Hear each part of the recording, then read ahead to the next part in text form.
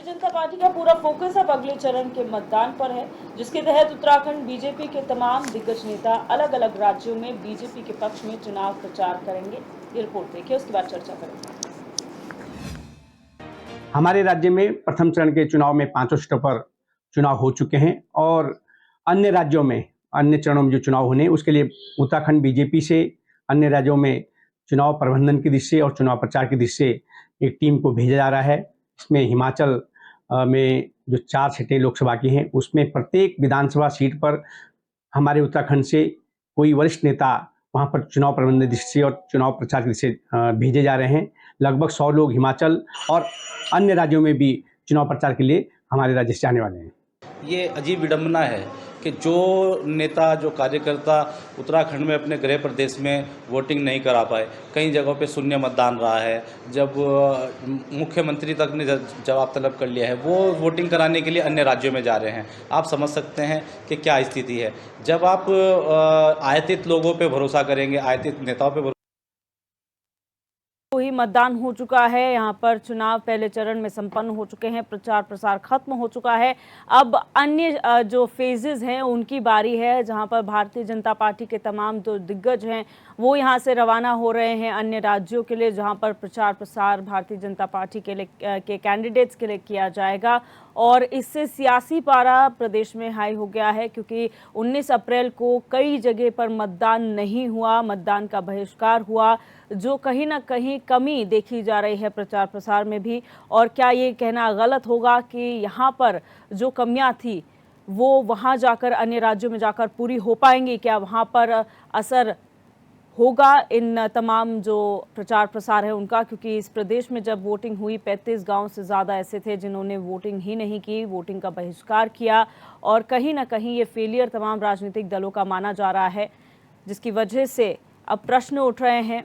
और प्रश्न इसलिए भी उठ रहे हैं कि अब अन्य राज्यों में चुनाव प्रचार किया जाएगा तो क्या जो कमी हमारे प्रदेश में प्रचार प्रसार में रही है उसकी भरपाई भारतीय जनता पार्टी अन्य राज्यों में करेगी, और उसका कितना असर अन्य राज्यों में चुनाव में होगा?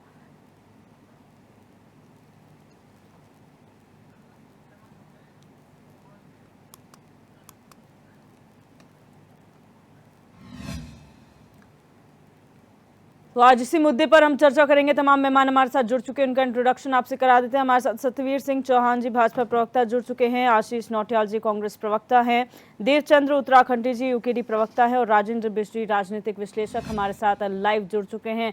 आप सभी मेहमानों का इस चर्चा में बहुत बहुत स्वागत है। सबसे पहले सत्यवीर जी, आपसे जानना चाहेंगे, उत्तराखंड में प्रचार प्रसार हुआ लेकिन कहीं कमी देखी गई कि 35 से ज़्यादा गाँव वोटिंग के लिए ही नहीं आए। ऐसे में अब अन्य राज्यों के लिए क्या रणनीति है?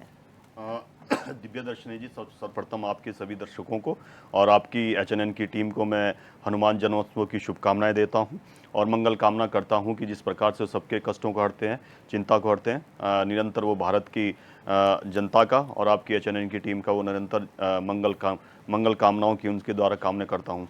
आपने कहा कि हमारे राज्य के चुनाव संपन्न हो चुके हैं, कुछ चीज़ें सामने आई है चुनाव के समय और हमारे कार्यकर्ता अन्य राज्यों में जा रहे हैं चुनाव प्रचार के लिए, चुनाव अभियान को गति देने के लिए और चुनाव के समय जो कार्य होते हैं उसके लिए। बड़ा सुखद है दिव्या दर्शनी जी, एक समय ऐसा हुआ करता था कि कांग्रेस हमें पर तंज कसा करती थी, हमें हास्य का पात्र बनाया करती थी कि हम दो हमारे दो।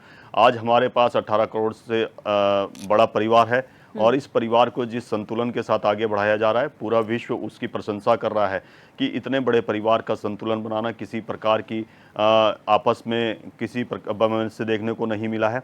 और यही नहीं, उसी के आधार पर हम आज कई राज्यों में सरकारें हमारी है और एक समय तो ऐसा था कि हमारी 19 राज्यों में सरकारें थी और अभी हम दूसरी बार केंद्र में भी सरकार पूर्ण बहुमत की सरकार बनाई है। गैर कांग्रेसी ऐसी सरकार है जो 2 बार पूर्ण बहुमत की आई है। ये बहुत सुखद है कि 2 से चले थे और हमारे पास इतने कार्यकर्ता है कि वो अन्य राज्यों में भी जाके वो चुनाव प्रचार को गति देते हैं। और यही नहीं, कार्यकर्ताओं का जब दूसरे राज्यों में जाते हैं तो वहाँ उनके साथ सांस्कृतिक का आदान प्रदान तो होता ही है, उसके साथ साथ ये भी होता है कि जो यहाँ पे चुनाव को उनको कुछ जो यहाँ पर महत्वपूर्ण चुनाव के समय घटनाएं घटी होगी या जो महत्वपूर्ण उनको लगा होगा कि उस राज्य में भी ये सूटेबल है, तो वहाँ जाके वो सब चीज़ें आदान प्रदान होती है। मुझे ये बहुत अच्छा लगा कि हमारे उत्तराखंड से बहुत सारे कार्यकर्ताओं को अन्य राज्यों में बुलाया जा रहा है और उत्तराखंड का कार्यकर्ता वहाँ जाके अपने निष्ठा भाव से करेगा और अंततः गत्वा जो हमारा लक्ष्य है भी कि आदरणीय प्रधानमंत्री मोदी जी को प्रचंड बहुमत के साथ देश का प्रधानमंत्री तीसरी बार बनाना है, उस ध्येय के साथ सभी वहां पर कार्य करेंगे। और मैं ये भी बताना चाहता हूं, उत्तराखंड में जो चुनाव संपन्न हुआ है बहुत शांति से सौहार्द के साथ संपन्न हुआ है, किसी प्रकार की अनहोनी नहीं हुई है। सभी आपके चैनल के माध्यम से सभी कार्यकर्ताओं को, सभी उत्तराखंड के जिन्होंने अपना मतदान का सदुपयोग किया है वो भी धन्यवाद के पात्र है कि उन्होंने प्रजातांत्रिक व्यवस्था में और लोकतांत्रिक व्यवस्था में संविधान के प्रति अपनी जो आस्था है उसको फिर से प्रकट करने का जो उन्होंने अवसर प्रदान किया है वास्तव में वो काबिले तारीफ है। और मैं आपको ये बताना चाहता हूं कि जो आपने कहा कि कुछ गांवों ने इसका बहिष्कार भी किया है, मुख्यमंत्री ने जैसे ही ये चुनाव संपन्न होते हैं उसके बाद उन्होंने उसका संज्ञान लिया है।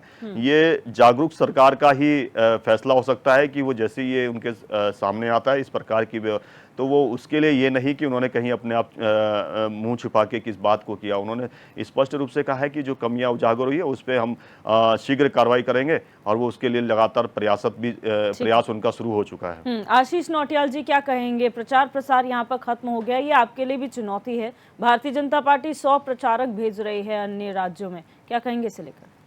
देखिए मैडम, कितने भी प्रचारक भेज लें, जब इनका घोषणा पत्र ही वो है जिसके अंदर कुछ नहीं तो प्रचारक करेंगे क्या? और ये प्रचारक, ये तो जले हुए कारतूस हैं। उत्तराखंड के अंदर जो इनके प्रचारक हैं, उत्तराखंड के जो ये लोग हैं, ये कर क्या रहे हैं, क्या बताएंगे? अच्छा आप ये बताएं, जब ये दूसरे राज्य में जाएंगे तो क्या बताएंगे कि हमारा ऐसा राज्य है जहां हमारी भारतीय जनता पार्टी के नेता द्वारा एक अंकिता हत्याकांड किया जाता है और उसके वीआईपी का नाम हमने आज तक छिपाने का काम किया। बहुत बड़ी बात कर दी। क्या बताएंगे आप? वहां जब युवा रोजगार मांग रहे थे तो हमने उन पे डंडे मारने का काम किया। आप पे या हमने विधानसभा भर्ती घोटाला किया। इन पे बताने को है क्या? राज्य के ऊपर हमने इतना कर्जा चढ़ा दिया कि हमें ब्याज देने के लिए पैसा नहीं है। आप पे बताने के लिए है क्या? देखें, जले हुए कारतूस हैं, इनके बस का कुछ नहीं है। और जनता को जो बताना है, जो मैसेज जाना है, वो जा चुका है। जनता को पता लग गया कि अब अगर सरकार कांग्रेस बनाएगी तो कांग्रेस क्या देने वाली है और भाजपा बनाएगी तो भाजपा क्या देने वाली है। भाजपा का घोषणा पत्र जुमला भी नहीं कह सकते अब तो, कुछ है ही नहीं, वो जीरो है, कुछ है ही नहीं। घोषणा पत्र में कोई चीज ऐसी हो बोलने लायक कि हम स्वास्थ्य के लिए ये कर देंगे, शिक्षा के लिए ये करेंगे, रोजगार के लिए करेंगे, कुछ भी बोलने लायक नहीं है। एकदम फर्जी घोषणा पत्र बना के रखा हुआ है। और एक तरफ कांग्रेस का घोषणा पत्र, हर घर में रोजगार, हर घर में हर एक महिला को, हर घर की एक महिला को 1 लाख रुपए साल का देने की गारंटी ये कांग्रेस पार्टी दे सकती है। हर युवा को पहले साल अप्रेंटिस का 1 लाख रुपए देने का काम ये कांग्रेस कर सकती है। 30 लाख पद तुरंत हम भरेंगे जो केंद्र सरकार के हैं, वो कांग्रेस कर सकती है।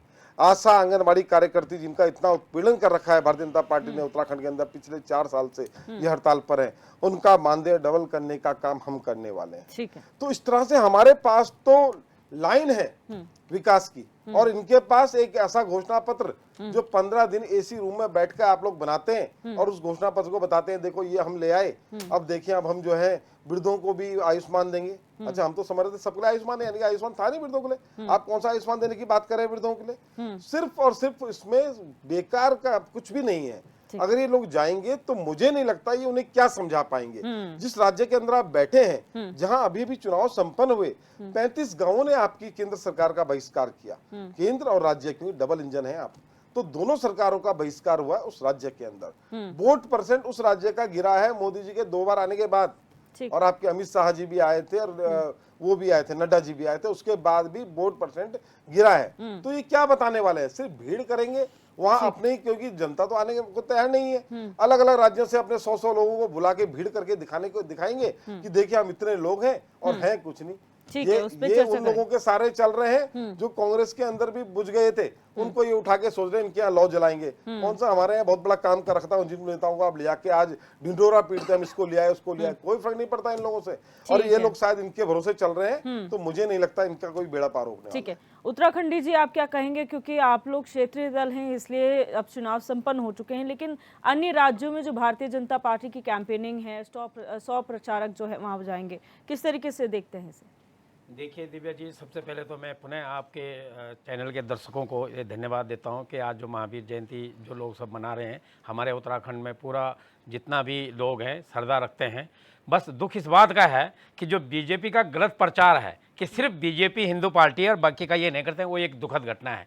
दूसरी बात एक हम बताना चाहेंगे कि बहुत सारे मुद्दे जो अभी हमारे कांग्रेस के प्रवक्ता ने भी यहाँ पर सारे बात रखे, ये यूकेडी के मुद्दा शुरू से रहे हैं। अब एक विशेष मुद्दा एक आते हैं कि ये लोग वहाँ जा करके बताएंगे, जो मुझे लग रहा है कि देखो हम उस उत्तराखंड के हैं जहाँ पर यूसीसी लग गई है, लेकिन ये बताना इनको ये पता नहीं चलेगा कि मूल निवास 1950 जो हम मांग रहे हैं उसकी एकदम काट है ये, उसका एकदम से ये खत्म करने वाली चीज है यूसीसी।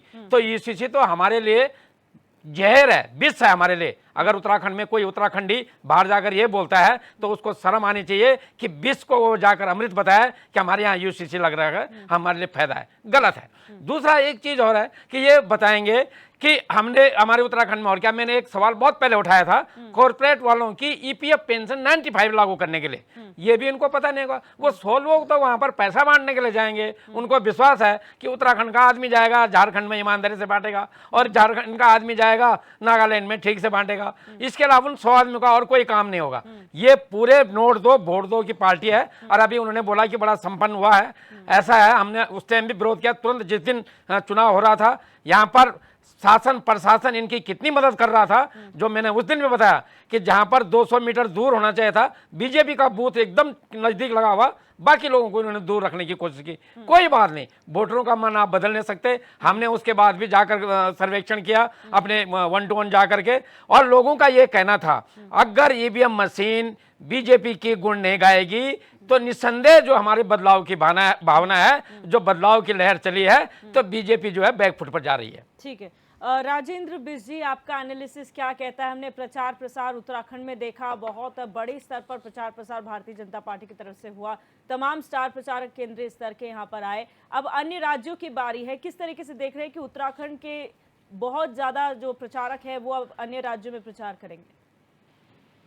दिव्या जी, जहाँ तक बीजेपी के प्रचार की बात है, बीजेपी ने अभी जो पहला फेज जो चुनाव का हुआ उसमें बहुत सारी चीजें ने आकलन करा, और आप ये समझ लीजिए कि उसके तुरंत बाद ही प्रधानमंत्री एक रैली कर रहे थे। उस रैली में प्रधानमंत्री ने बोला कि आप घर से निकलिए और वोट दीजिए, और वोट आपको किसी को भी देना है, किसी पार्टी को हमें कोई मतलब नहीं है, हम ये चाहते हैं कि आप ज्यादा से ज्यादा जो है वोट करें।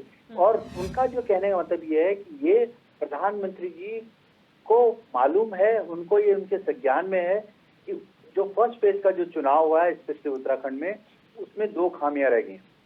पहली खामी ये है कि मत प्रतिशत जो है गिरा है 2019 के मुकाबले, पहली चीज।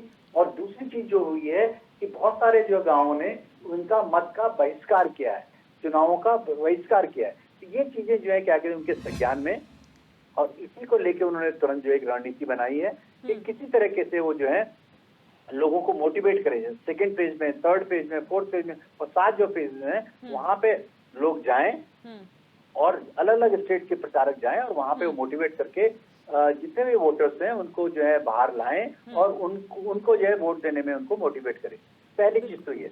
दूसरी चीज क्या है कि उत्तराखंड के निवासी जरूर जो है हर एक स्टेट में, अगर आप ये देखें कि जितने भी यहाँ से माइग्रेशन हुआ है जो वोटर्स का हुआ है वो अलग अलग स्टेट में आप बात करते हैं कि दिल्ली में भी हैं, इसके अलावा हिमाचल के कुछ चंडीगढ़ वाला जो पार्ट है से जो मतलब जो साउथ आप समझिए हिमाचल वाला पार्ट है उसमें है। इसके अलावा अगर आप ये देखें कि उड़ीसा में भी कुछ लोग रहते हैं और सारे जगह जो है उत्तर प्रदेश में तो बहुत ज्यादा लोग रहते हैं। तो उन जहाँ पे भी जो है उत्तराखंड के निवासी रह रहे हैं वहां पे जाके ये जो उनसे बात करें, उनको कम से कम मोटिवेट करें कि आप जो है उत्तराखंड के लिए, आप जो है मतलब पूरे देश के लिए, आप जो एक बीजेपी के लिए, आप जो है नरेंद्र मोदी जी को प्रधानमंत्री बनाने के लिए तीसरी बार वोट करें। तो एक स्ट्रैटेजिकली ये जो मामला है, और उसका अगर आप ये देखें कि बीजेपी ने समझा है कि कहीं ना कहीं जो है पहले फेज में हमारे पास खामियां रही हैं और इस खामियों को जो है वो दूर करना चाहते हैं। ये सबसे बड़ी बात है। और मुझे लगता है कि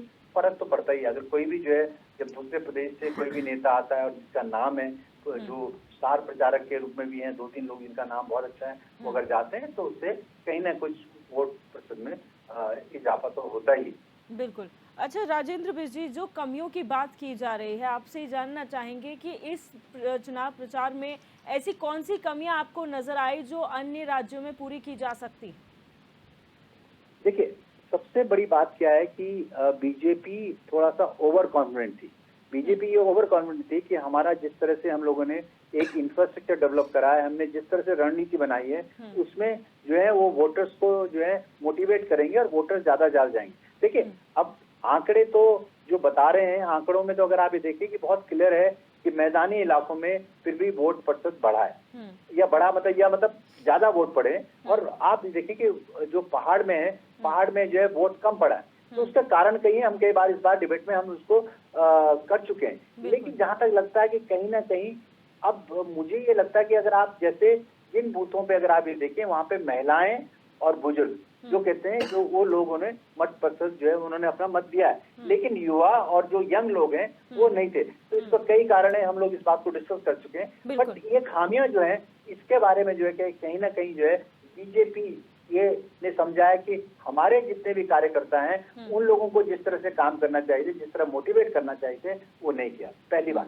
दूसरी बात, जनरली जब कैंपेनिंग होती थी पहले, तो कैंपेनिंग कैसे होती थी कि आपको पता ही है कि जब वोट पड़ते थे तो कैंपेनिंग में हो हल्ला होता था, थोड़ा नॉइज लेवल होता था, एक टेम्परामेंट बनाया जाता था। तो वो टेम्परामेंट गायब था। तो उस टेम्परामेंट को बनाने के लिए बीजेपी सेकेंड फेज में, थर्ड फेज में, आने वाले फेज में उस तरह से काम करेगी। तीसरी चीज जो है, जो सबसे खास बात क्या है कि बीजेपी जिन मुद्दों को लेकर आगे चली है, उस मुद्दों में उन्होंने कुछ शिफ्ट किया। अगर आप ये देखें, जो बीजेपी का कोर एजेंडा है, जिस तरह से उनकी सोच है, जिस तरह का उनका मतलब उन्होंने आगे करना है, और चुनाव में जिस बातों को लेकर आगे जाते हैं, वो फर्स्ट पेज में कहीं नहीं दिखी।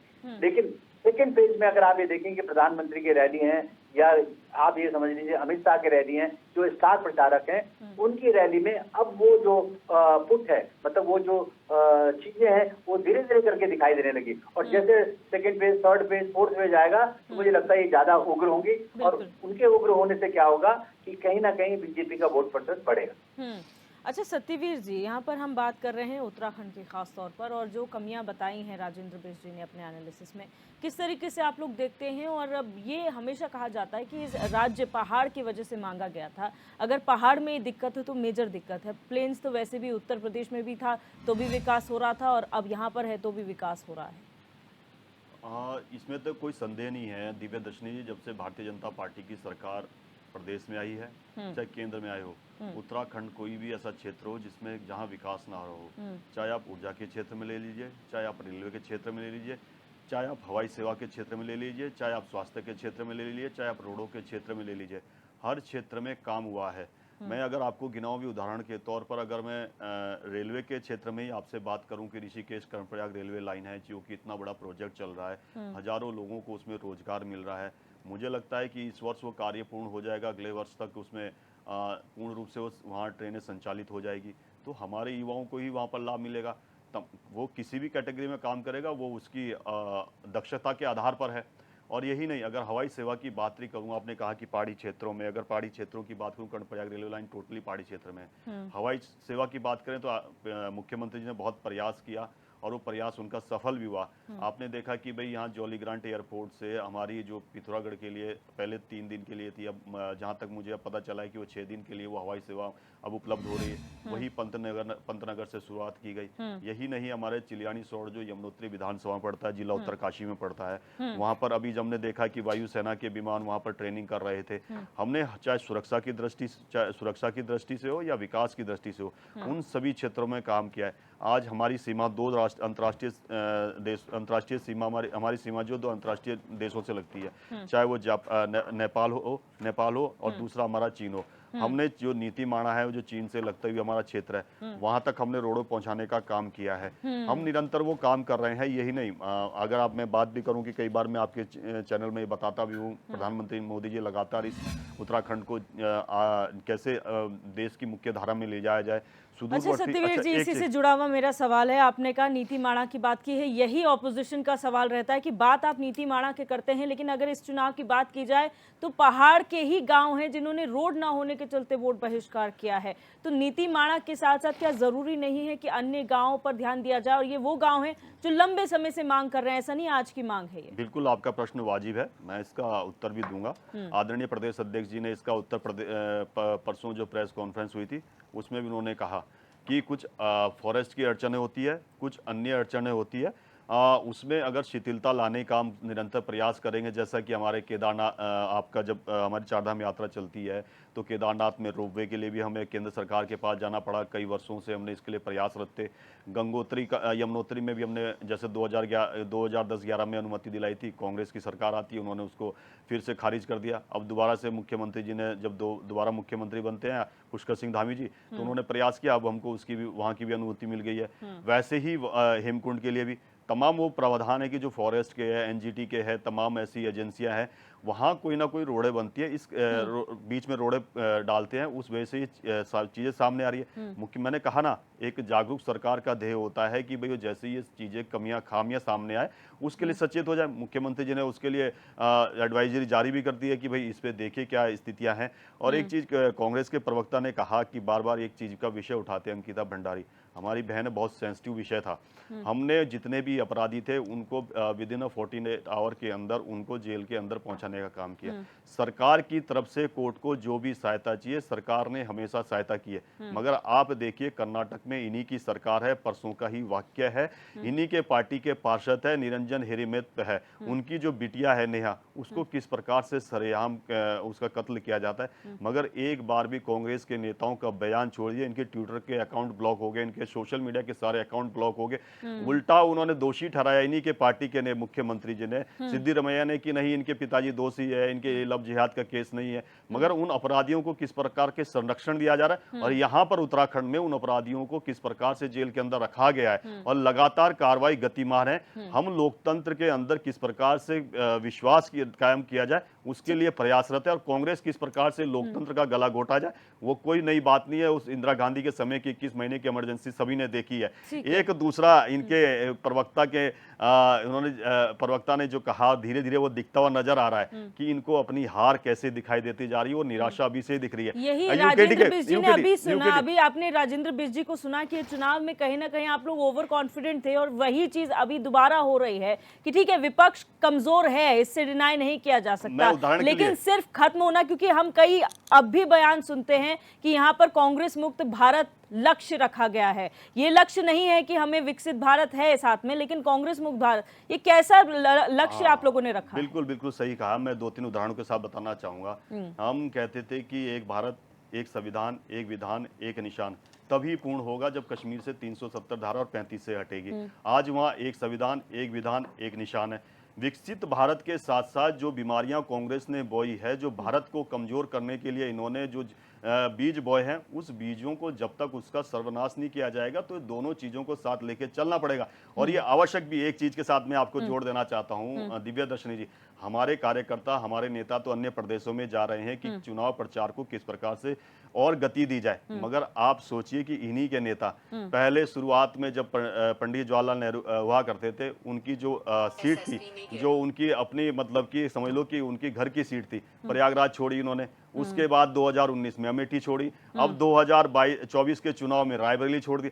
आप देखिए कि जैसे जैसे भारत विकसित होता जा रहा है, भारत मजबूत होता जा रहा है, भारत का प्रबुद्ध समाज जागृत होता जा रहा है, ये लोग जिसको अपनी बपोती समझते थे उन चीजों को छोड़ते जा रहे हैं। और जिसपे व्यंग कसते थे ये, आज उनके कार्यकर्ता तमाम प्रदेशों में जाके अपने नेताओं के हाथ मजबूत कर रहे हैं, उन कार्यकर्ताओं के साथ जुड़ रहे हैं जो कार्यकर्ता एक परिवार के समान रहता है। ठीक है, अगर मैं उत्तराखंड के परिप्रेक्ष्य में बात करूं, मैं आऊंगी उत्तराखंडी जी, हमने ऐसी तस्वीर भी देखी है जहां लोगों ने रोड नहीं तो वोट नहीं का नारा लगाया, और समस्या ये थी कि डीएम साहब आज़ादी के बाद से पहली बार वहां कोई अधिकारी पहुंचा, लोग इतने खुश हुए कि फूल मालाओं से स्वागत किया, और सिर्फ इस बात से वो लोग आश्वस्त हो गए कि डीएम साहब का कम से कम आए। तो ये सिस्टम का बहुत बड़ा फेलियर है कि सिर्फ खुश हो जाना। आज के 21वीं सदी में जब हम विकसित उत्तराखंड की बात करते हैं, सिर्फ एक गांव में डीएम पहुंचते हैं, लोग खुश हो जाते हैं कि चलिए कोई तो आया, हम वोट देने जाएंगे। तो ये बड़ी विडंबना है। देवचंद्र उत्तराखंडी जी, जवाब दीजिए। जी, मेरी बात पूरी की पूरी आपने बोल दी और सारांश में बोल दी और सच्चाई बोल दी।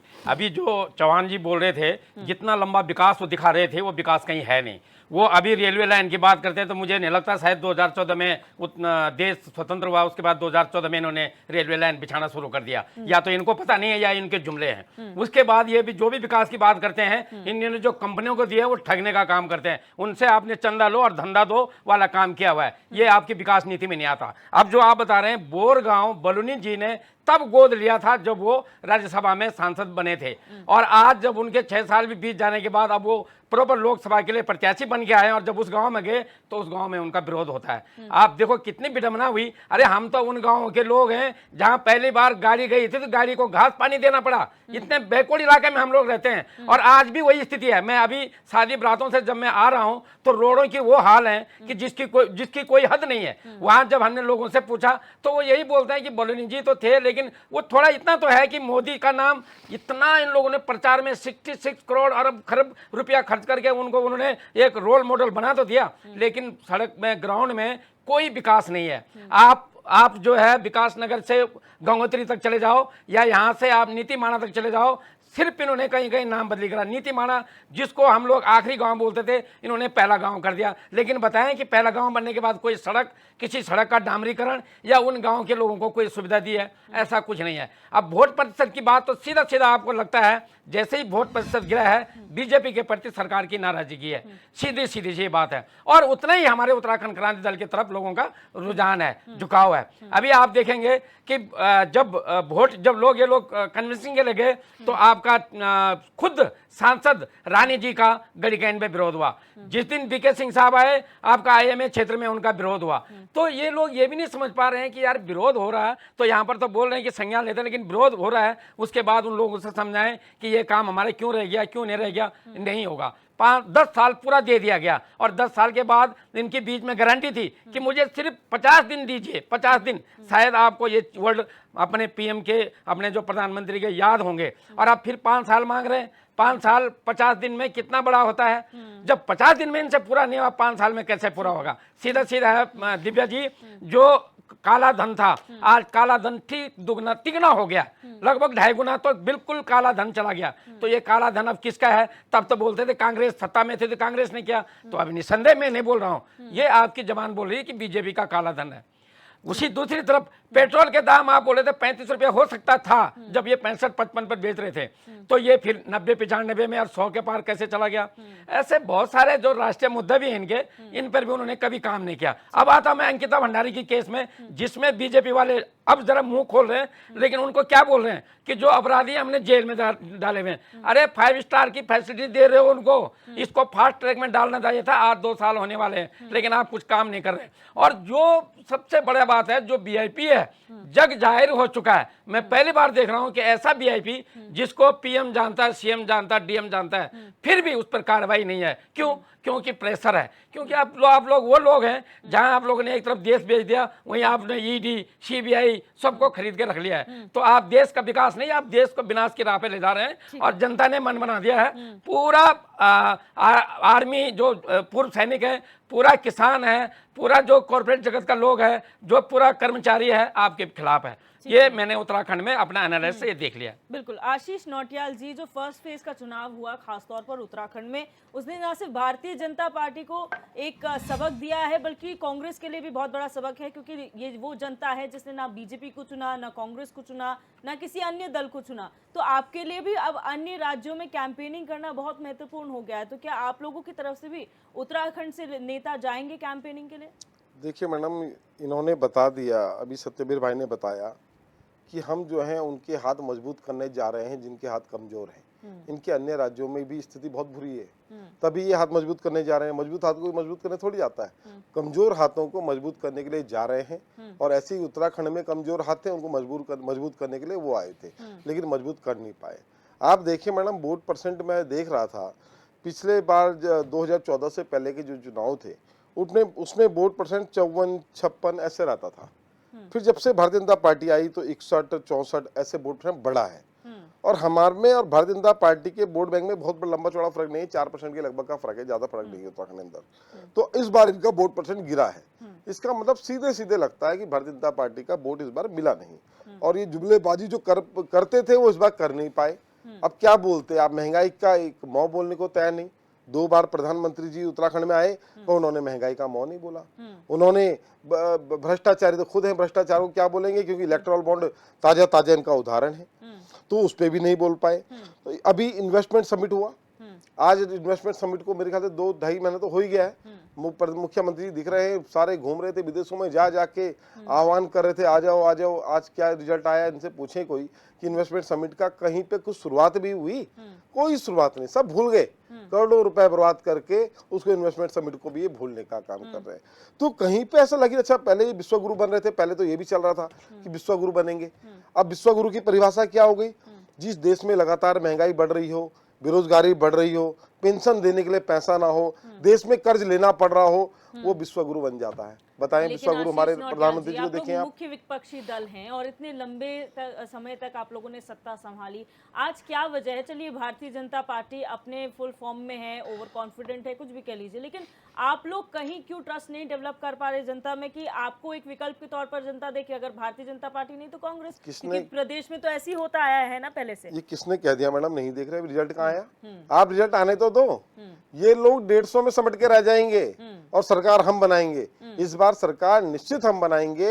एक तानाशाह के सामने आप देखें देश के अंदर किस तरह तानाशाही चल रही है कि चुनाव से पहले हमारे खाते तक सीज कर दिए जाते हैं, नेताओं को जेल के अंदर बंद कर दिया जाता है, जिसका प्रचार प्रसार बढ़िया चल रहा होता है उसके पीछे ईडी सीबीआई छोड़ दी जाती है। तो आप बताएं, आप कह रहे हैं कि हम पे भरोसा नहीं कर रहा? किसने कहा नहीं कर रहा? हम पे भरोसा ना कर रहा होता तो वोट परसेंट इनका ऐसे गिर गया। इनका वोट परसेंट तो इनका गिरा है, हमारा थोड़ी गिरा है, और कोई ज्यादा दूर नहीं है। 1 महीने की बात है, 1 महीने बाद देखना निश्चित सरकार कांग्रेस बनाएगी, क्योंकि कांग्रेस के पास विजन है। कांग्रेस के पास वो विजन है कि देश को चलाने का। कांग्रेस देश को चलाना जानती है, कांग्रेस को पता है देश कैसे चलाया जाता है, क्योंकि कांग्रेस जब सत्ता में आई थी तो देश के अंदर सुई बनाने की फैक्ट्री नहीं थी, तो सुई से लेकर हवाई जहाज तक बनाने का काम तो हमने किया है। आज ये बता रहे हैं हमने देखो रेल वहां चला दी, वहां, अरे देश के अंदर रेल कैसे आई, हवाई जहाज कैसे आए, बस, कार, स्कूटर, ऑटो, अरे क्या नहीं था देश में? आप मुझे बताएं कि देश में ये नहीं था, और भारतीय जनता पार्टी के आने के बाद ये हो गया। सिर्फ भारतीय जनता पार्टी के आने के बाद देश के अंदर कोई आया तो जुमलेबाजी आई, झूठ आया। और आज गूगल में अगर हम सर्च करते हैं तो साफ साफ दिखता है सबसे झूठा दुनिया का प्रधानमंत्री कौन है। आप सर्च करें आपको दिख जाएगा, बोलने की हमें जरूरत ही नहीं है, आप खुद ढूंढ लें कौन है। बिल्कुल। राजेंद्र बिष्ट जी, हम पहले भी डिस्कस कर चुके हैं चुनाव वाले दिन में भी, उसके बाद भी हमने यही डिस्कस किया कि किस तरीके से यहाँ पर चुनाव रहा है, क्या प्रचार प्रसार की बातें रही हैं। ऐसे में क्या माना जाए कि ये जो सिनेरियो रहा दोनों ही राजनीतिक दल का, किसके तरफ जनता इन्फ्लुएंस हुई है? क्योंकि आरोप प्रत्यारोप बहुत सारे हमने देखे। देखिए दिव्या जी, वो तो कह पाना थोड़ा सा मुश्किल होगा। देखिए क्या होता है, अगर आप मतलब वोटर्स की साइकोलॉजी देखें और वोटर्स को देखें कि वोटर का ट्रेंड्स क्या होते हैं। जहां तक बात ट्रेंड्स की बात है, एक्चुअली 2014 में जब मोदी जी मतलब प्रधानमंत्री के लिए 2014 के इलेक्शंस, लोकसभा के इलेक्शंस में और उनका नाम आ गया है, और जब उन्होंने जो है अपनी योजनाएं, अपनी बातें लोगों के सामने रखनी शुरू करी तो लोगों को बहुत सारा उसमें जो है नयापन दिखा, एक नई चीज उनको सोचने को मिली। और उसके बाद जो है उन्होंने खूब जो है लोगों को जो है मतलब लोगों ने उनको वोट दिया, और आप समझ लो एक क्लियर कट जो है एक मेजोरिटी वाली सरकार बनी। उसके बाद जो है काफी सारे जो रिफॉर्म्स जो है मोदी 1 में हुए, उसमें आप ये समझ लीजिए चाहे वो किसी तरीके से उनको रहे, स्वच्छ भारत अभियान, मुझे लगता है ये अपने आप में एक बहुत बड़ा जो है अभियान हिंदुस्तान में रहा है। और आज हमें याद है कि पहले क्या सीन होता था और आज के समय में कितना उसमें अंतर आया, लोगों की सोच में फर्क आया। फिर उसके बाद अगर आप ये देखेंगे जब दोबारा जो है प्रधानमंत्री बने तो उस टाइम पे अगर आप ये देखेंगे कि उन्होंने धारा 370 और बहुत सारी बातों में जो उनके एजेंडे में थी उनको उन्होंने कोशिश करी, सीए, एनआरसी है उसमें बात करी गई, यूसीसी के बारे में उन्होंने बात करी, महिला आरक्षण के बारे में बात करी, जो उनके एजेंडे थे उसमें उन्होंने काफी कुछ उसमें प्रोग्रेस करी। कुछ तो धारा 370 उन्होंने हटाई, तो उन्होंने जो बीजेपी का अपना एक कोर एजेंडा है, जो बीजेपी की अपनी सोच है और जिस बेस पे आरएसएस बैकग्राउंड से बात होती है, जिस तरह से वो देश को जो है डेवलप करना चाहते हैं, लोगों को माइंडसेट करना चाहते हैं, जिस तरह अपने फॉलोअर्स को बढ़ाना चाहते हैं, उनमें अपनी बातों को रखना चाहते हैं, उनको एक्सेप्ट कराना चाहते हैं, तो कहीं ना किसी हद तक जो है बीजेपी उसमें कामयाब हुई है। और बीजेपी को ये था कि अब हम जब तीसरी बार जो है लोगों के बीच जा रहे हैं तो हमारे क्या एजेंडा होना चाहिए। अगर वही एजेंडा जो पुराना एजेंडा लेके वो जाते तो आप ये समझ लीजिए कि वोट पड़ना थोड़ा सा मतलब एंटी इनकम्बेंसी तो होता ही है। लेकिन आप ये देखिए कि जो कोर जो फिलॉसफी है या कोर जो कैंपेनिंग की फिलॉसफी थी वो उन्होंने कहीं एक इंडिविजुअल मतलब किसी लोकसभा बीजेपी के लोकसभा के जो कैंडिडेट से हटाकर किसी तरीके से उन्होंने बीजेपी को कमल के फूल के ऊपर और प्रधानमंत्री के ऊपर केंद्रित कर दिया। तो इसका क्लियर कट ये था कि लोग ये समझें कि मोदी जो कर रहे हैं और जो करते हैं मोदी, आप ये समझ लीजिए मोदी को आज भी कई लोग मतलब ज्यादा मेजोरिटी जो हिंदुस्तान की उनको मानती है, उन्हें पता है कि ये सक्षम है एक राष्ट्र को जो है विकसित करने में। तो वो जो आइडियोलॉजी है उस आइडियोलॉजी के को लेकर उन्होंने इस समय लोकसभा चुनाव में आए और कहीं ना कहीं जो विवक्षता जो सब एक परिवारवाद और जो उन्होंने जो बात कही उसको उसके अगेंस्ट जाके और कांग्रेस, अब आप जब भी देखिए कि जब भी बीजेपी कहीं कोई बात कहती है तो किसी और पार्टी के बारे में नहीं कहती, वो कांग्रेस के बारे में कहती है, क्योंकि उन्हें लगता है कि आज भी अगर पूरे भारतवर्ष में 35 से 40% ऐसा लोग हैं, वोटर्स हैं जो है हर लोकसभा जो है चुनाव में उनको वोट देते हैं, उनको करते हैं। अगर वो 35-40% वोट 5 से 7% बढ़ जाता है तो वो कहीं ना कहीं वो सत्ता में आ सकते हैं। तो उस पर उन्होंने केंद्रित किया और कहीं ना कहीं हर बार वो जो है कांग्रेस को एक वीक और जो है फ्रेगमेंटेड जो है पार्टी बनाते हैं। और इसी का अगर आप नतीजा देखें कि उन्होंने जो भी कांग्रेस छोड़ के बीजेपी में आना चाहते हैं उन्होंने उनका वेलकम किया, क्योंकि वो जानते हैं कि कोई ना कोई नेता जो आता है, चाहे पूर्व विधायक है ये विधायक है, वो कुछ ना कुछ उसके जो है फॉलोवर्स होते हैं, वोटर्स होते हैं। तो ये जो उनका जो वोट मत पत्र जो है खिसक जाएगा वो जो है उसमें इजाफा करेंगे और उसको जो है सीधे सीधे जो उसका जो डेंट है उसका जो प्रभाव पड़ेगा वो कांग्रेस को पड़ेगा। लेकिन जहां तक उत्तराखंड की हम बात करते हैं जो मत प्रतिशत कम हुआ उसके बहुत सारे रीजंस हैं, लेकिन मुझे जो आज भी मेरा स्ट्रॉन्ग जो एनालिसिस ये है कि बीजेपी के लोग मतलब ओवरऑल लोग कम आए लेकिन बीजेपी के लोग ज्यादा आए। आप समझ रहे हैं कि सारे वोटर्स कम आए हैं लेकिन बीजेपी के लोग जो भी हैं वो उन्होंने वोट दिया है। ये बात आपको लगेगा और ये बात हम जो है जब रिजल्ट आएंगे तो हम उसको एनालाइज कर सकते हैं। मेरा ये एनालिसिस है। बाकी आप ये समझ लीजिए कि जो और पार्टीज हैं कहीं कहीं पे ठीक है कुछ वोट उनके बढ़ेंगे, जैसे सपा और बसपा का आप समझे हरिद्वार में बढ़ेंगे, बट उत्तराखंड क्रांति दल में जहां तक बात करता हूँ टिहरी में जरूर उनको जो है क्योंकि वो कोएलिशन में लड़ रहे हैं इंडिपेंडेंट में, वहां का उनका मत प्रतिशत देखेंगे वो चाहे इंडिपेंडेंट का होगा चाहे वो उनका होगा, बट और जगह जो मुझे लगता है उत्तराखंड क्रांति दल भी बहुत कुछ नहीं कर पाएगा।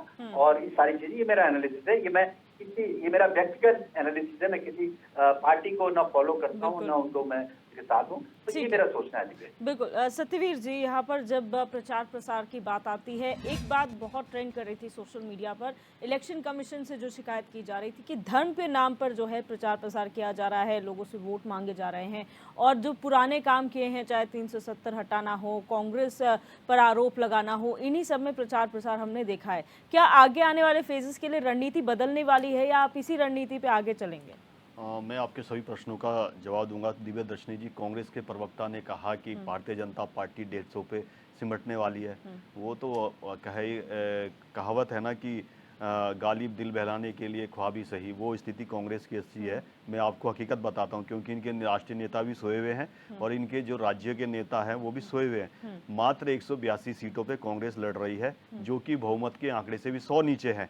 और इनका गठबंधन आप बता दीजिए किसी भी बड़े राज्य में कहीं नहीं है। चाहे आप देखें, एक मिनट रुक जाइए, तो एक मिनट रुक जाइए, एक मिनट रुक जाइए। यूपी में कितनी सीटें दे रहे हैं? यूपी में कितनी सीटें दे रहे हैं आपको? वो यूपी में कितनी सीटें दे रहे हैं आपको? मात्र 10 सीटें दे रहे हैं। इंडिया गठबंधन क्या गठबंधन मानते हो आप? मध्य प्रदेश के चुनाव में इंडिया गठबंधन लड़ रहा है, इंडिया गठबंधन जीतेगा। आप यूपी को कह रहे हैं कुछ नहीं यूपी। सुन लीजिए, आप सुन लीजिए, तो झूठ ना बोले ना, सुन तो रहे हैं, झूठ मत बोले। झूठ तो आपका मैंने सबसे बड़े राज्य में आप कह रहे हैं कि बताओ क्या? मैंने आपको शुरू में ही पकड़ लिया था। अगर आप नहीं सुनना चाहते तो अलग विषय, मैं तुम्हें नहीं पढ़ना चाहता हूँ, ठीक है? तो मैं इन्होंने दिव्य दर्शनी जी कहा कि किसी बड़े राज्य में, और ये बड़े राज्य का नाम इन्होंने उत्तर प्रदेश लिया, केवल मात्र 10 सीटें वहां दे रहे हैं इनको, और अरे 10 सीटें बाकी हमारी हमारी कैसी बात कर रहे हैं आप? 80 में सपा से हमारा 10 सीटें दे रहे गठबंधन का हिस्सा हैं, है। 80 में से 10 सीटें, और उसमें से सपा हमारा गठबंधन का हिस्सा है। उसमें से भी जो ये अपनी सीटें समझते हैं वो सीटें भी नहीं दे रहे हैं इनको, ना रायबरेली की दे रहे, ना अमेठी की दे रहे, ना प्रयागराज की दे रहे हैं। लेकिन सपा भी तो चिंता आप मत करें, सपा हमारा ही है इस समय। सपा ने वो इस समय आपको, सपा हमारा ही सपा है। ने आपको आपका आईना मध्य प्रदेश में दिखा दिया था। अगर आप तो अभी आपको नहीं भी कई देख लोग पा रहे हो आईने दिखा रहे हैं, तो आप इसमें हमें हमारा बताएं। कोई, ठीक इसमें है, हमारा कोई लेना देना नहीं है। एक विषय और है, इनके नेता संसद, हमारे भारतीय क्या होते हैं लोकसभा के जो नेता प्रतिपक्ष अधीर रंजन चौधरी, वो वेस्ट बंगाल से, एक सीट पर इन्होंने गठबंधन नहीं होने दिया वेस्ट बंगाल में।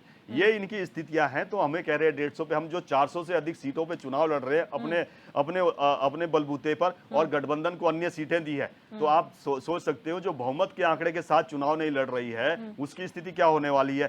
और एक मैं आपको एक चीज और बताना चाहता हूँ, यूकेडी के प्रवक्ता कह रहे थे 5 स्टार, मैं तो पहली बार सुन रहा हूँ कि होटल की जेलों के अंदर भी 5 स्टार की सुविधा मिलती है। जेल के अंदर थोड़ा रुक जाइए, आप जेल में जाकर देखें सत्यभाई जी, आप अपराध देख किया है कि मैं रहिए, जेल में जाऊं? वो जब मैंने कोई बाहर अपराध आता है किया तो है क्या? आंखें दिखाता है। नहीं, आप बताइए हमारे ना। लोगों को आंखें अब सुन दिखाते लीजिए, हैं, अब सुन तो लीजिए, आप मैं- उसको देख अब के आओ रुक ना, जाइए, मिल के रुक आओ, आपका जाइए, अपना रुक आदमी जाइए। है। भाई आपका मैंने कोई अपना अपराध आदमी है, किया है मिल के क्या? आओ। अंकिता भंडारी के हत्यारे बीजेपी वाले हैं, आप देख के आओ। सुन लीजिए, इस प्रकार के तीनों आपने वहां पर डाले हुए, बिल्कुल हम आपकी जलील अगर बिल्कुल आप नहीं अपने सुनेंगे। मर्यादाओं से गिर आप सकते हो तो लोग मैं उन हत्यारे मर्यादाओं हैं। पे नहीं जाना दिल्ली चाहता में हूँ किरण नेगी जो का आपकी आपने वही मर्यादा हाल है। किया, आप एक और सीट आप पर तो चुप हो जाते हैं। उत्तराखंड के अंदर आप- चुनाव तो लड़े नहीं हो, अरे एक सीट के चुनाव हम अंदर, लड़े और ना राज्य लड़े, का जब चुनाव होता है, लड़े जब ना लड़े, राज्य लेकिन हम राज्य आपको का जब सबक चुनाव- दिखा रहे हैं। तो आप आज किस एक बात वजह हम से और बता देते हैं फिर किस लिए बैठे हो यहाँ आपको, पे? कि जब आपको हमारी राजनीति वजह की से बात अभी नहीं भी करनी आप है, जितना भ्रष्टाचार राजनीति कर से रहे हैं कोई वो लेना रोक के देना ही रखे हम। नहीं है, तो नहीं किस तो लिए बैठे हो आप, ये नहीं बताइए, तो क्यों आप जो बेफालतू है टाइम खराब कर रहे हो? पानी में दूध सभी मिला के प्लीज अपनी दे बात लोगों रखें, को। प्लीज जाके 1 मिनट कर रहे उत्तराखंडी जी। ठीक है सत्यवीर जी, मेरी बात का जवाब दीजिए। एक इन्होंने एक विषय और बोला इन्होंने कि भाई हमारी जो पहाड़ों के क्षेत्र है वहाँ पर किसी प्रकार का विकास नहीं है। तो थोड़ा सा मैं दिव्य दर्शनी जी कई बार कहता हूँ, मैं बद्रीनाथ की यात्रा पे पहली बार गया था। जब मैं बद्रीनाथ पहुँचता हूँ, अकस्मात मेरी यात्रा बनती है, मेरा कोई विशेष वो भी नहीं था कि मैं वहाँ पहुँचता हूँ, मेरे जेब में कोई पैसा भी नहीं था, मगर भगवान को जो श्रद्धा होती है कि भी भोग चढ़ाना है, तो मेरे पास केवल एकमात्र साधन था कि मैंने वहाँ पूछा कि यहाँ गूगल पे होता है या पेटीएम होता है, तो मैंने डिजिटली वहाँ पर पेमेंट किया। आप सोचिए 2014 से पहले क्या ये संभव था कि हम उस प्रकार की, आपको हम पता उस ही नहीं प्रकार डिजिटल का- कब से शुरू हुआ है। आप लोगों ने यही तो भ्रष्ट वो किया है, प्रचार प्रसार आप कर रहे हैं। सर, अरे आपको पता ही नहीं डिजिटल किसने शुरू किया? राजीव गांधी जी बीमारी थे, आपको? मैं कांग्रेस का आपको पक्ष कोई नहीं ले बीमारी- रहा हूं, कोई बीमारी है लेकिन क्या? सच्चाई बता रहा हूँ कोई आपको। बीमारी है क्या? प्लीज उनको भी काउंटर बीमारी करने का आपको है। है। एक मिनट प्लीज, बीच में बोल जाते इस हो तरीके एकदम की टिप्पणियां नहीं डिबेट आप शांत हो कांग्रेस जाइए। का नाम सत्यवीर जी, सुनते एक ही पितक जाते हैं, अरे आपको ये डिजिटल पता ही इंडिया नहीं कि किसने वो डिजिटल किसी शुरू को- किया। सत्यवीर जी, आप ये बताइए, चाहे कांग्रेस कहती है चाहे भारतीय जनता पार्टी कहती है, ऐसा कोई काम बताइए कि आप लोगों ने special out of the way जाके किया हो इस देश के लिए, कि ये चीज हमने स्पेशल लाई, ये जरूरत नहीं थी लेकिन हम लेकर आए। ये सारी चीजें विकास का मॉडल होती हैं, आप लोगों ने सरकार के तौर पर अपनी जिम्मेदारियां निभाई हैं। उसके अलावा चीजें बताइए सर। दिव्य दर्शनी जी, आपको आध्यात्मिक बताऊं या जो आधुनिक भारत है उसका बताऊं? मेरे सवाल का जवाब नहीं, दीजिए। आप बताइए मुझे, मैं उससे उनकी क्योंकि विपक्ष मेरे की पास बातों बहुत पर विषय बहस होता मेरे है। पास बहुत विषय ठीक है, आध्यात्मिक भी है और मैंने जो धार्मिक भी बताया, है, मैंने जो बताया, मैंने और जो सवाल किया आधुनिक आपसे। भारत के भी है। अगर आप आधुनिक भारत की बात करते हो तो मैं आपको बताना चाहता हूँ, किसी भी भारत की नींव, किसी भी राष्ट्र की नींव होती है कि जो उसकी 3 चीजें कितनी मजबूत है। एक उसकी रक्षा मतलब कि उसकी फौज कितनी मजबूत है, दूसरा उसकी आर्थिक व्यवस्था कितनी मजबूत है, तीसरा उसका सूचना का तंत्र किस प्रकार से है। आप देख लीजिए आज हमारी सूचना का तंत्र कितना मजबूत है। हमारे प्रधानमंत्री है, वो रात को 3 बजे आतंकवादियों के लिए कोर्ट नहीं खुलवाते, 3 बजे बालाकोट में जाके एयर स्ट्राइक करते हैं। और भारत जब एयर स्ट्राइक करता है तो वहां के प्रधानमंत्री की क्या स्थिति होती है, वहां का रक्षा मंत्री कहता है कि हमारे प्रधानमंत्री की क्या स्थिति। और यह नहीं, हमारा प्रधानमंत्री वो नहीं है कि गलवान में कोई कॉन्फ्लिक्ट होता है तो वो जिस प्रकार से, जैसे आप बीच में मत बोलिए, आप बीच में बोलिए, ठीक है, प्लीज। अगर आपको बोलना चले बोल लीजिए। आपको मैं पता आपके नहीं बीच है, में एक बार नहीं बोला, आपको पता आपको नहीं पता है तो शांत हो अरे जाइए। आप झूठ आपको बोल रहे झूठ रोकेंगे हम। के उत्तराखंड पुलिंदर एक मिनट यूके रुक जी जाइए, आप झूठ बोल रहे हैं। काशी सिंगारी आपको काउंटर कर लेने दीजिए। आपको पता नहीं है। इनके पार्टी का अरे पुरोधा आपको पता नहीं है। वो मुलायम सिंह की गोदी में जाके बैठता है, वो कभी नहीं बताएंगे ये, प्लीज, ठीक है। जिन्होंने अरे हमारे आप उत्तराखंड की बताइए, नारियों पर अभी आप जिस प्रकार एक दुराचार किया था, सत्यवीर जी, जिस प्रकार से इसीलिए मैं गोलियां कह रही हूँ, चलवाई थी, मेरे सवाल वो नहीं का बताएंगे जवाब कभी काशी सिंगारी इसीलिए- ने। इसीलिए इन्होंने मैं कह रही ये हूँ। डाइवर्ट कर रहा है, इसीलिए मैं बता रहा हूँ मैं इनको। इसलिए इसीलिए कह बता रही हूँ, रहा हूँ। आप उनके जवाब देने से बेटर है मेरे सवाल का जवाब दे झूठ ना बोले, दीजिए। आपके प्लीज। जवाब का सवाल का जवाब दे रहा हूँ। नहीं, मेरे सवाल का जवाब दीजिए। अब आगे विपक्ष के सवालों का जवाब नहीं, अब मेरे सवाल का जवाब दीजिए जो मैंने आपसे पूछा है। हाँ, मैं आपको अब बताना चाहता हूँ, हमारी सेनाएं लगातार कह रही थी कि हमारे विमान जो है लगातार उड़न खटोला की तरह नीचे गिरते जा रहे हैं। सर, मेरे सवाल का जवाब मैंने ये सवाल नहीं आपने कहा कि अलग से क्या बता रहा हूँ ना, नहीं, वो रशिया मैंने अलग आपको से बता रहा हूँ, काउंटर अलग से किया बता रहा हूँ था। उससे आपको। पहले जो मैंने आपसे सवाल किया था वो उस पे जवाब आप आपने कहा ना कि आपने अलग से क्या किया नहीं, जो मैंने विपक्ष ये कह रहा पूछा है। था आपकी स्ट्रैटेजीज क्या सेम होने वाली है जो उत्तराखंड के प्रचार प्रसार में आपने किया था, क्या वही स्ट्रैटेजीज आप अन्य पे करेंगे या दिव्या दर्शनी जी, बदलेंगे? ये तो एक लाइन का उत्तर है। जो राजनीति की रणनीतियां बनती है वो कोई मीडिया चैनल में नहीं बनती, किसी गली चौराहे में नहीं बनती, वो एक पर्दे के पीछे बनती है और उसको किस प्रकार से अमली जामा पहुंचाना होता है। मुझे लगता है कुछ लोगों को बहुत जल्दी समझ नहीं आता है कि आदरणीय प्रधानमंत्री मोदी जी और हमारी जो पार्लियामेंट्री बोर्ड है किस प्रकार से रणनीतियां बनाता है। जब तक एक दूसरा चुनाव आता है वो तब तक भी उस रणनीतियों को नहीं समझ पाते हैं। उसी का कारण है 2014-2019 में जिस प्रकार का जनादेश हमारी भारतीय जनता पार्टी को मिला। मैं आपको अलग से बताता हूं कि आपने कहा कि हमारा अलग से क्या किया। S-400 सिस्टम जो मिसाइल सिस्टम है रशिया के पास है पूरे विश्व में, उसने किसी भी देश को नहीं दिया है, वो भारत को दिया है। ये आज की विदेश नीति है। और उसके बाद में आप जो S-400 मिसाइल सिस्टम वो एंटी सिस्टम है। पहले भी मजबूत मैं बता रहा हूं, मैं वो सिस्टम आज तक किसी को नहीं दिया, वो हमको दिया। और वो भी मैं बता रहा हूं वो सेकंड हैंड नहीं है। जिस प्रकार से कांग्रेस ने सेकंड हैंड हवाई जहाज या पनडुब्बियां खरीदी, वही पनडुब्बियां जल रही थी तब यहीं के एडमिरल जनरल थे DK जोशी जिन्होंने कहा था कि मेरे सैनिक लगातार मर रहे हैं। कांग्रेस ने एक बार भी उनकी बात को नहीं सुना, मगर उनका VRS ले लिया। बड़ा ही दुखद था कि हमारे पहाड़ी क्षेत्र का व्यक्ति भारतीय सेना में सेवा देता है और किस प्रकार से उसकी ईमानदारी और निष्ठा को किस प्रकार से पूरी की तरह धूमिल किया जाता है। एक सही बात के साथ और खत्म करना चाहता हूं, रशिया के साथ ये दो एक ऐसे देश है, रशिया और अमेरिका, जो कभी भी एक नहीं हो सकते। हमने रशिया से S-400 मिसाइल सिस्टम दिया जो किसी देश को उसने नहीं दिया, और एंटी ड्रोन सिस्टम जो केवल नाटो देश के पास है और वो भारत के पास है। ये भारत का सामर्थ्य है या भारत का पुरुषार्थ है जो आदरणीय प्रधानमंत्री मोदी जी ने दिखाया है। यही नहीं, मैं आपको कहना चाहता हूं कि आज के डेट में हम अगर आपके जो दर्शक है अगर वो टीवी ना ऑन करे वो आपके मोबाइल पे देख सकते हैं। ये आज की डेट में 2014 के बाद क्रांति आई है कि माणा की घाटियों में भी जो बैठा व्यक्ति है अगर उसके पास टीवी नहीं है तो मोबाइल के माध्यम से आपके HNN को देख सकता है, चाहे वो गलवान की वैली में हो चाहे दूसरी कहीं वैली में हो। पहाड़ों पर फोन भी पहुंचना बहुत मुश्किल था, वो भी बिल्कुल पॉसिबल सही कहा आपने। पहले फोन भी नहीं था। आज की डेट में हर परिवार के जितने सदस्य हैं उनके पास, सबके पास फोन है। आज की बात है, प्रोग्रेस इसे ही कहते हैं, प्रोग्रेस इसे ही कहते हैं। अगर हम यही चीज पहले की देख रहे होते तब वहीं पर होते पहले तो नारा था कि दिव्या दर्शनी जी गरीबी हटाओ, मगर गरीबी के तो कांग्रेस ने गरीबी तो हटाई नहीं, उनके जिस्म से कपड़े कैसे उतार रहे हैं वो सबने देखा है। और आज की डेट में देख लिया 28 करोड़ से अधिक गरीबी रेखा से ऊपर निकल के आए प्रधानमंत्री मोदी के इसी कार्यकाल में। बिल्कुल दे रहे हैं। जब ऐसी इतनी बड़ी वैश्विक महामारी है और प्रधान सेवक इसकी चिंता ना करे तो इससे बड़ा दुखद विषय कोई हो ही नहीं सकता। उन्होंने चिंता करी और लगातार चिंता कर रहे हैं। आशीष नौटियाल जी, यहाँ पर भारतीय जनता पार्टी जो है बहुत सीक्रेटिवली जो है अपनी रणनीति बनाती है और इसलिए वो जब ऑन ग्राउंड होते हैं वहीं पर पता चलती है। आप लोगों की क्या रणनीति है, क्योंकि आप लोगों तो PM फेस भी आप लोगों ने डिस्क्लोज नहीं किया, वो भी आप लोग सीक्रेट रख रहे हैं। देखिए मैडम, इंडिया गठबंधन चुनाव लड़ रहा है और गठबंधन तय करेगा PM कौन बनेगा, उसको हम डिसाइड नहीं करते। कितनी सीटें आती हैं, क्या होता है, ये आगे वक्त की बात है। इस चीज को और तय करने से होता भी क्या है, भारतीय जनता पार्टी ने भी तय कर दिया था हम इसको बनाएंगे, CM बनाएंगे। CM को लोगों ने हरा दिया, फिर मार पकड़ी, इन्होंने जनता का भी अपमान करा, इन्होंने फिर इनको बना दिया CM। तो इससे कोई फर्क नहीं पड़ता। मेन पार्टी जब जीतती है तो पार्टी का ही आदमी बनता है और बनेगा। पहले 56 इंच सीने की बात होती थी, आजकल बंद हो गई। पता नहीं 56 इंच का सीना 58-60 का हो गया कि 56 इंच का 40 इंच का हो गया, इसका पता नहीं लग पा रहा है। 15-15 लाख रुपए खाते में आने थे, इसकी हम बात नहीं कर पाते हैं। अब मैडम, अभी हमारे वरिष्ठ वो बैठे हैं राजेंद्र बिष्ट जी, उन्होंने कई बातें बताई कि भाजपा के घोषणा पत्र में जो है कई चीजें थी जो उन्होंने पूरी की, लेकिन उसमें कुछ बातें बताना से छूट गया। मैं आपको बता दूं, भाजपा के पहले घोषणा पत्र में काले धन को लेकर भी बात होती थी, जो बात अब नहीं हुई। इसमें हम शायद भूल गए कि ये बात हुई नहीं हुई, शायद इस बात को हम भूल जाते हैं। महंगाई का मौ बोलने को प्रधानमंत्री तैयार नहीं होते, ये बात भी इन्होंने बोला था, पर महंगाई की बात अब गायब हो गई, उसकी बात ही नहीं कर रहे हैं। 2 करोड़ रोजगार के ऊपर हम बात करने को तैयार नहीं, ये भी उनके घोषणा पत्र में था, जिसपे कोई बात नहीं होती। लाल आंखें दिखाना प्रधानमंत्री जी ने बोला था, लेकिन लाल कपड़े पहन के चीन पहुंच जाते हैं, इसकी बात भी अब नहीं हो रही है। एक के बदले 10 सर। आप देखिए पार्टी के मैनिफेस्टो की फेल भाजपा, लेकिन आपके मैनिफेस्टो पे सवाल तो भारतीय जनता पार्टी उठाती है कि मुस्लिम झूठे और बेईमान लोग हैं। माननीय मल्लिकार्जुन खड़गे जी ने प्रधानमंत्री जी को अगर ज्ञान नहीं है तो उनसे मिलने का समय मांगा है। मुझे समय दें और मैं बताता हूं आपको मैनिफेस्टो में क्या है। आप समय तो दो। अरे क्या है, प्रधानमंत्री देश के हैं ना, कहीं अमेरिका के हैं क्या? वो समय नहीं दे पा रहे, तो आप समय दें, हम बताते हैं मैनिफेस्टो क्या है। और प्रधानमंत्री जी ने जिस तरह महिलाओं का अपमान किया, उनको इस तरह की बात बोली कि मंगलसूत्र तुम्हारा नहीं रहने वाला। इतनी घटिया बात मेरे ख्याल से देश के अंदर कोई भी पुरुष नहीं कर सकता। जिस तरह से प्रधानमंत्री ने इस बात को बोला है कि महिला, किसी महिला के मंगलसूत्र के लिए बोलने वाले आप कौन होते हैं?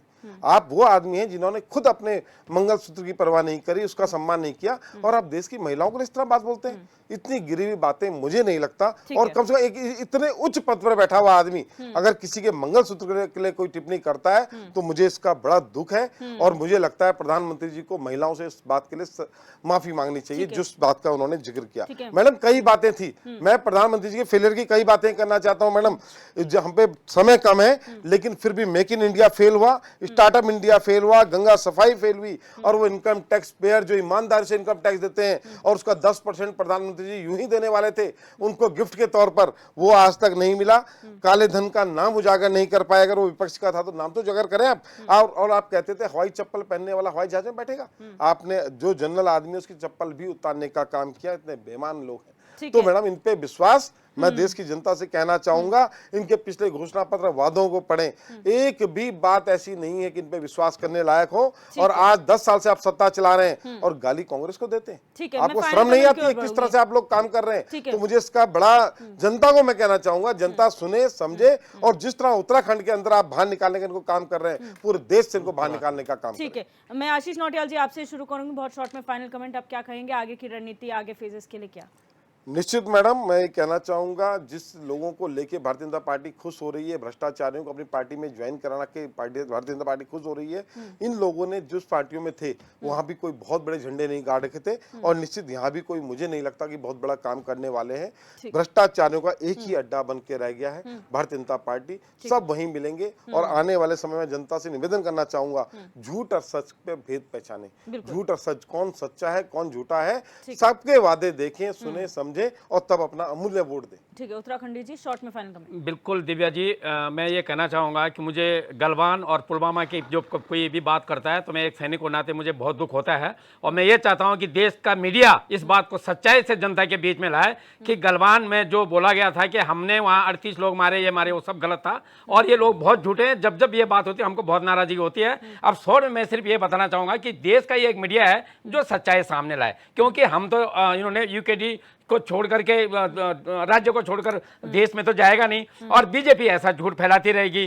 तो इसके बजाय यही है कि एक मीडिया पर हमारा भरोसा है कि मीडिया सत्यता को सामने लाए। आपको बता दूं, चाइना ने 4067 स्क्वायर किलोमीटर कब्जा कर दिया है, और ये बोलते हैं हमारी भारतीय सेना पे हमें ना आ जा, हमने उसकी सेवा करी है। वो आज भी दुनिया की नंबर 1 सेना है, इन्होंने नहीं बनाया, शुरू से है, क्योंकि वो अपने देश के लिए मर मिटने के लिए तैयार है। लेकिन झूठ फैलाकर पुलवामा में हमारे भाइयों को मरवाया और गलवान में हमारे भाइयों को मरवाया, झूठ फैलाया और वोट मांगा, ये बहुत दुखद है। बिल्कुल। सत्यवीर जी बहुत शॉर्ट में फाइनल कमेंट बिना सेना का पराक्रम और शौर्य पे किस प्रकार से प्रश्न उठाते हैं वो हमने देख लिया। यहाँ पर प्रधानमंत्री मोदी जी खुद वहां गए थे और देश विदेशों के अखबारों में क्या लिखा कि भारत के इतने जवान और चाइना के कितने जवान मारे गए। मुझे लगता है कि ये या तो इन्होंने चश्मा ऐसा पहन रखा जो इनको दिखता नहीं है सच्चाई क्या है।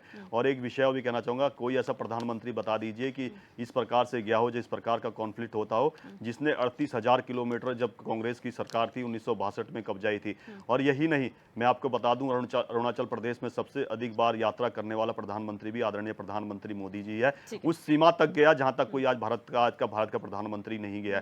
और उसी गलवान में कहा था प्रधानमंत्री मोदी जी ने, जिस भाषा में जो समझता है, हम सुदर्शन चलाना भी जानते हैं और बांसुरी बजाना भी जानते हैं। जो जिस भाषा को समझता है उस भाषा में उत्तर देने के लिए आज भारत का प्रत्येक नागरिक तैयार। और मैं आपको बता दूं, 2024 के चुनाव में जिस प्रकार का जनता का भारतीय जनता पार्टी को आशीर्वाद मिलने वाला है, उत्तराखंड से मैं बताना चाहता हूं 5 की 5 सीटें जाने वाली है। और जो मत प्रतिशत गिरा भी है, ये हमारा नहीं गिरा है। मैं आपको आज श्योरिटी के साथ कहता हूं, दिव्या दर्शनी, जिस दिन चुनाव की पेटियां खुलेगी उस दिन आपके साथ डिबेट में रहूंगे। अगर आप बुलाएंगे, हमारा मत प्रतिशत और बढ़ के आपको दिखेगा। कांग्रेस कहीं दूर दूर तक नजर से आपको दूरबीन से भी नजर नहीं आएगी। और मैं पूर्ण विश्वास के साथ जनता के साथ कहना चाहता हूं, कांग्रेस जिस प्रकार से निरंतर भारत को छला है और जिस प्रकार से अपने राज्यों में माँ बहनों को सुरक्षित नहीं रख सकती, तो ये किस प्रकार से देश की भावना, देश की सुरक्षित रखने की बात कर सकती है।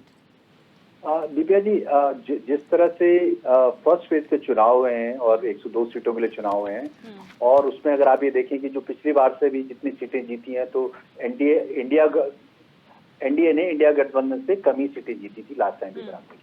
तो जहां तक बात है, और वहां पे मत प्रतिशत जो कम हुआ है, सारी चीजें प्रधानमंत्री और जो है बीजेपी के संज्ञान में, और इसी को इमीडिएट उन्होंने एक्शन लिया है। और आप समझ लीजिए इस पे वो काम कर रहे हैं और जिस तरह से स्ट्रैटेजीज उन्होंने बनाई है वो स्ट्रैटेजी जो 2014-2019 में थी, धीरे धीरे करके उन्हीं स्ट्रैटेजी में आगे उन्हें लग गया कि हम जिस बात पे हम पहले मतलब फेज का चुनाव लड़ रहे थे उसमें हम बहुत ज्यादा सफल नहीं हुए लोगों को घरों से बाहर निकालने के लिए, तो अब उन्होंने उसमें जो है शिफ्ट कराया अपनी जो है स्ट्रैटेजी में और कैंपेनिंग में। तो मुझे लगता है आने वाले टाइम पे जो है कैंपेनिंग की एक तरह से जो है बिल्कुल अलग से बदल जाएगी और मुझे लगता है कि बहुत सारी चीजें ऐसी हैं जो आज के समय में लोग नहीं जानते हैं कि, लेकिन मैं इतना जरूर जानता हूँ कि तो सबसे बड़ा जो एक बीजेपी का या मतलब जो भी सरकार का प्रधानमंत्री का जो अचीवमेंट है वो मुझे जो लगता है, क्योंकि मैं बाहर वगैरह जाता रहता हूँ, तो वो जो हमारी इंडियंस की रिस्पेक्ट बढ़ी है और कंट्रीज में, वो अपने आप में बहुत बड़ा एक अचीवमेंट है। जिस तरह से हमारा जो है एक इनकम बढ़ी है, पर कैपिटा हमारी इनकम बढ़ी $2000 से $3000 में जा रही है और हम लोग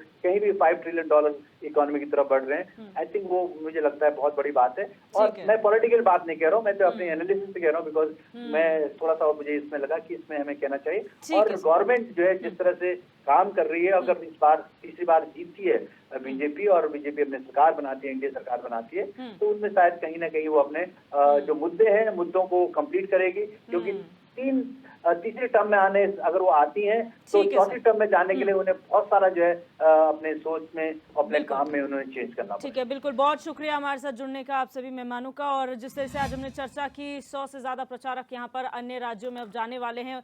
फर्स्ट फेज में उत्तराखंड में चुनाव संपन्न हुए हैं, यहाँ पर जो कमियां रही हैं उस पर भारतीय जनता पार्टी काम कर रही है। कितना उसका असर अन्य राज्यों के चुनाव में देखने को मिलेगा, ये आने वाला वक्त बताएगा।